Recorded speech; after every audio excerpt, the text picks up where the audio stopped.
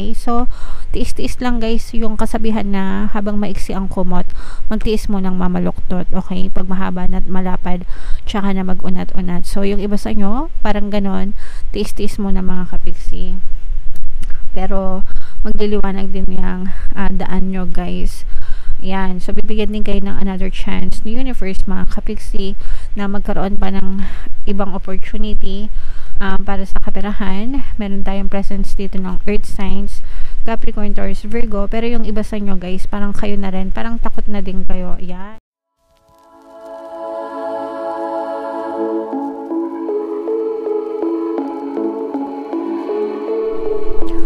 Hello guys, hello Pisces, welcome back to Pinoy Pixie Tarot. Ang pamagat ng episode natin for tonight is Money Money Come to Me, money reading. Para ngayong February guys, para sa Pisces, Sun, Moon, Rising, Sign, and Venus. Shuffle ko yung cards guys, hanapin ko yung energy ng money at saka yung energy ng Pisces. So ito yung money energy mga kapiksi. Ngayon naman hanapin natin yung energy ng Pisces.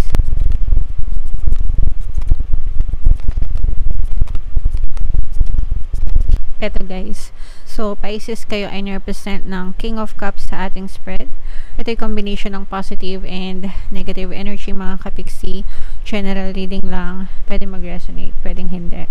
So tingnan natin yung energy nyo sa kaperahan mga kapiksi. Pag sinabing kaperahan, pwedeng trabaho, pwedeng negosyo, pwedeng salapi, kabuhayan, kung ano yung inyong pinagkakakitaan guys.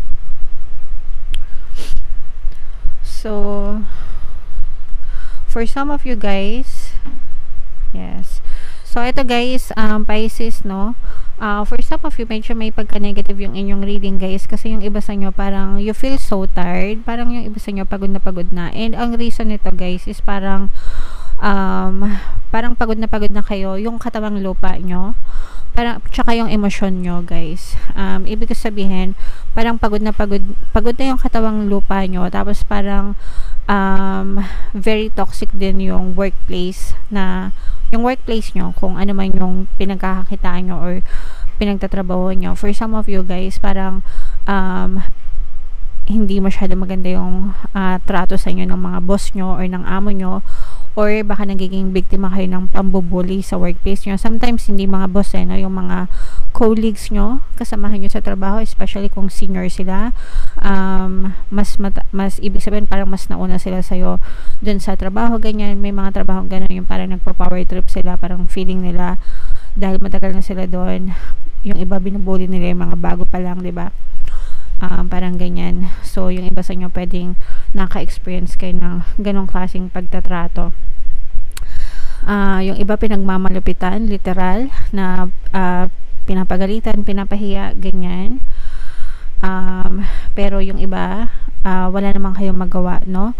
Kaya nga ito yung sinasabi ko sa inyo na pagod na yung katawang lupa nyo, pagod pa yung emosyon nyo, mga kapiksi, kasi yung iba sa inyo parang wala namang kayong magawa, wala kayong choice, lalo na kung, let's say for example, nasa ibang bansa kayo, tas meron kayong contractual obligation, syempre, no? Ibig sabihin, nakapirma kayo ng kontrata dun sa mga employers na yun. So, wala kayong choice kundi tapusin yung mga kontrata nyo, kahit gaano pa kalupit yung mga amo nyo, mga kapiksi, kasi napakahirap magtrabaho. Pero, kaya nga yung iba sa inyo, nakikita natin na talagang ipon, parang nagigipit pa rin kayo, guys. Parang hirap na hirap kayo magbitaw ng pera, nagigipit kayo, tapos parang at the same time nag-iipon din kayo kasi parang gusto nyong kumawala ng lugar or mag-iba ng lugar kung saan mas na-appreciate kayo, kung saan makikita mo parang where you belong, ganyan. Okay, so tiis-tiis lang guys yung kasabihan na habang maiksi ang kumot, magtiis mo ng mamaluktot. Okay, pag mahaba na't malapad, tsaka na mag-unat-unat. So yung iba sa inyo, parang ganon, tiis-tiis mo na mga kapiksi. Pero magliliwanag din yung daan nyo guys. Yan, so bibigyan din kayo ng another chance ni universe mga kapiksi na magkaroon pa ng ibang opportunity para sa kaperahan. Meron tayong presence dito ng earth signs, Capricorn, Taurus, Virgo, pero yung iba sa inyo guys, parang kayo na rin, parang takot na din kayo. Yan, so eto guys, nakikita natin na talagang bibigyan kayo ng chance ni universe na kumbaga kung ano talaga yung dream mo, kung ano talaga yung pangarap mo, go for it, no? Kumbaga parang pinupush kayo ng universe na huwag kayong matakot. Kumbaga parang mag-aral muna kayo yung mga pagsubok na experience nyo right now, or yung mga experience nyo sa trading nyo, it's part, bahagi yan para lumakas yung loob nyo, para ma-build yung confidence nyo. Wag yung hayaan na sometimes kasi 'di ba kapag nagkakaroon tayo ng mga problema sa trabaho, parang nanliliit tayo, bumababa yung confidence level natin, ganyan. Pero wag nyong hayaan na maapektuhan kayo nun. Bagkos gamitin nyo yung experience na yon para mas lalo kayo maging strong, mas lalo kayo maging matapang, ganyan. Kasi yung iba sa inyo parang imbis na ma-encourage kayo, parang natatakot na kayo, no? Pero wag kayong matakot, guys, kasi ito yung chance, no, na bibigay sa iyo ng universe na mag-level up ka rin sa iyong buhay and chase after your dream. Pero syempre, guys, if you are chasing your dream, may mga sacrifices talaga yan. 'Di ba? 'Di ba? Yung mga, let's say for example, yung mga artista, 'di ba? Sila yung pinaka-best na example na they are chasing after their dreams, yung mga gustong sumikat, gustong makilala, pero hindi yan basta-basta na isang araw sikat na lang sila, 'di ba? Marami silang mga pinagdadaanan, mga trainings, audition, workshop bago sila makilala, sometimes pa extra muna, 'di ba? Bago sila magkaroon talaga ng pangalan, sometimes nag-join pa sila ng mga reality show, 'di ba? Alam niyo yan, mga kapiksi. Kung mahilig kayo manood ng TV. So, ganun din tayo, mga kapiksi. Parang isipin natin na ganun din tayo. Kung meron tayong mga pangarap sa buhay, kailangan may mga sakripisyo din tayo. Pero, wag na wag tayong mag-give up. Wag na wag kayong mag-give up, mga kapiksi. Wag na wag kayong magpapadala sa inyong mga doubts and fears, no? Kasi ito, yan ang papatay sa inyong pangarap, mga kapiksi. Yung mga duda nyo, yung mga takot nyo. Sabi ko nga, guys, iba yung favorite na excerpt ko dun sa Dune na novel, I must not fear. Fear is the mind killer.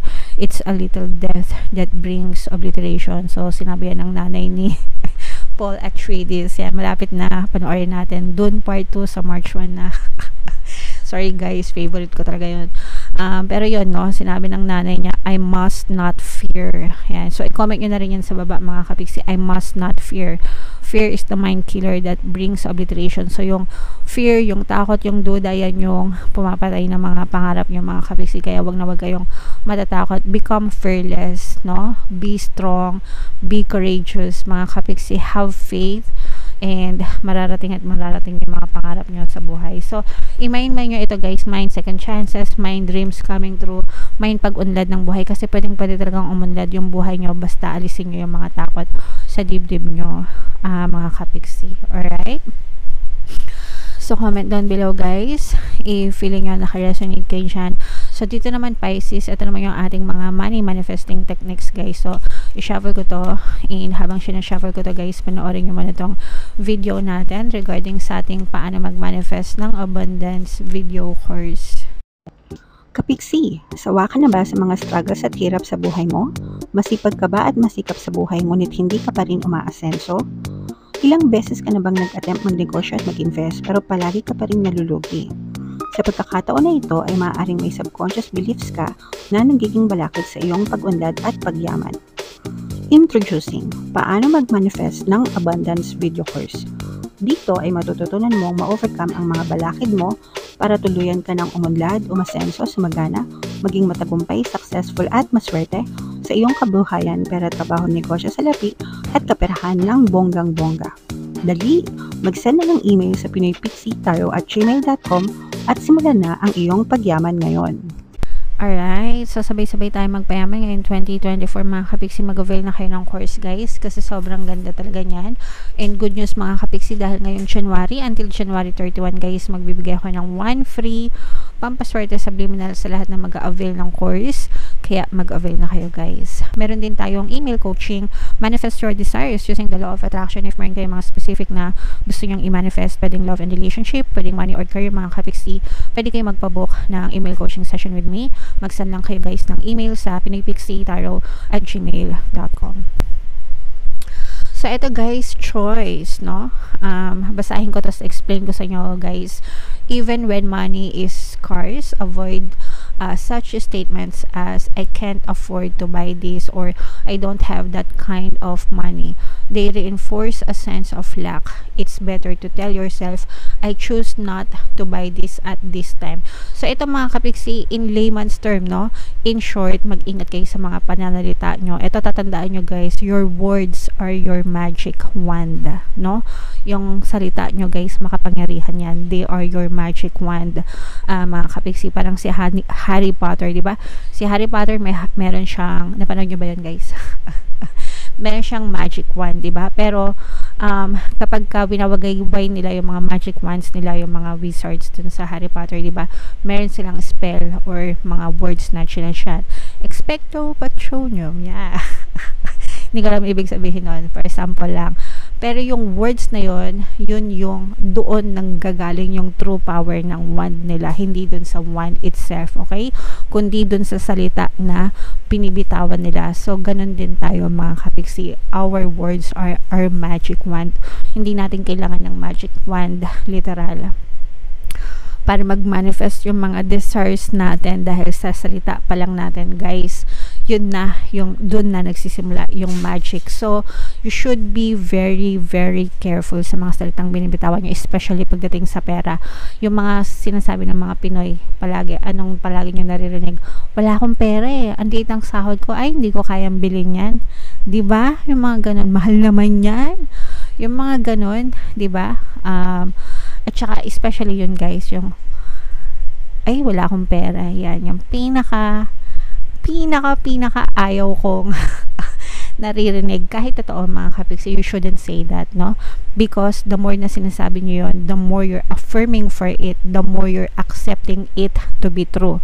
And the more na tinatanggap nyo siya as truth, the more it will be reflected back in your reality. Always remember guys na ang nire-reflect sa inyo sa 3D, ang napupush out sa 3D nyo is your truth. Your truth are your beliefs, yung pinaniniwalaan yung totoo sa buhay nyo. So pag naniniwala kayong wala kayong pera at lalo nyo pang sinabing wala kayong pera, wala talaga kayong pera, hindi talaga kayo magkakapera mga kapiksi. Pag sinabi nyong mahirap kayo at pinaniniwalaan nyong mahirap kayo, mahirap talaga kayo. Yun at yun ang mapupush out sa 3D nyo. Kapiksi, totoo namang mahirap ako. O yun na nga, mahirap ka na nga. Bakit ayaw mo bang yumaman? Ayaw mo bang umasenso? Ayaw mo bang umunlad? The more na sinasabi mong mahirap ka, kapiksi, the more na maghihirap ka. So you should start changing your words, no? Kung gusto nyo, dapat sinasabi nyo mayaman ako, o kaya kung hindi kayo naniniwala na mayaman ka, yayaman ako, no? Yayaman ako. It doesn't matter kung past tense or future tense.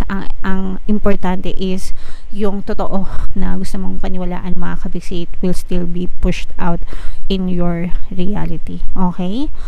Naintindihan nyo ba? Comment down below guys if naintindihan nyo.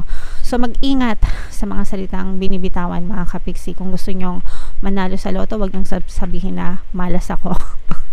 Dapat wala nyo sinasabi, swerte ako. Okay? Swerte ako. Kasi yung iba tumataya sa loto pag hindi nanalo, anong sinasabi? Ay, malas naman. Okay, sinabi mo ng malas ka, tinanggap mo ng malas ka. May malas bang nanalo sa loto? Wala, di ba? Lahat ng nanalo sa loto, swerte. Kaya dapat sinasabi mo sa sarili mo na swerte ka. Okay? So, example lang yon mga kapiksi, mga tip lang, no? Para maayos yung buhay nyo, guys. And kung gusto nyo pang matuto ng mga manifestation techniques, guys, mag-join lang kayo sa ating membership program. Ito yung, i-click nyo lang yung join button dito sa baba ng video, o kaya dito sa taas ilalagay natin yung link para maka-join kayo mga kapiksi.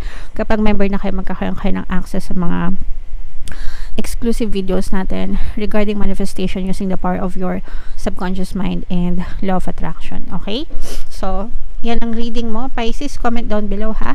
Ito yung ating mga pampaswerte subliminal, guys. Pakinggan nyo na para talaga maging maswerte kayo. And ito naman yung ating success stories ng paano mag-manifest ng abundance video course. Click here to subscribe, guys, and click here to join our membership program. Thank you for liking, sharing, and subscribing. See you again next time. I love you all, guys. Have a nice day. Bye-bye.